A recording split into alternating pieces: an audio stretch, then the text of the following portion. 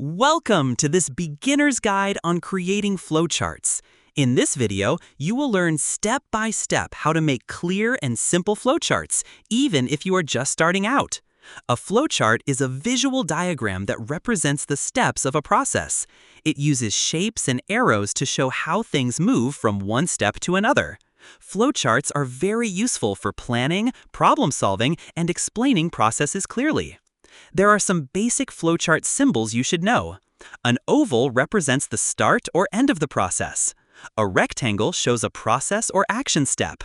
A diamond represents a decision, usually with yes or no paths. And arrows show the direction of the flow. To create a flowchart, follow these steps. First, define the purpose of your flowchart. Second, list all the steps in order. Third, choose the correct symbols for each step. Fourth, connect them with arrows to show the flow. And finally, review the flowchart to make sure it makes sense. Let's take an example of a login process. The flowchart starts with the user entering their username and password. Then comes a decision point, whether the password is correct. If yes, the user logs in successfully. If no, an error message is shown and the user goes back to try again. Finally, the process ends. There are many tools you can use to create flowcharts.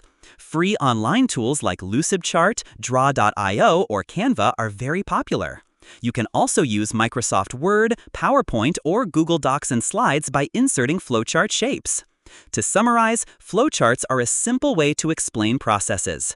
Remember the basic symbols, follow the steps to build your flowchart, and practice using free tools to get comfortable. Now it's your turn to start creating flowcharts and use them to simplify your ideas and processes. Now it's exercise time. Try creating a flowchart for making a cup of tea, another one for withdrawing cash from an ATM. Use the steps and symbols we learned. Thank you for watching this video.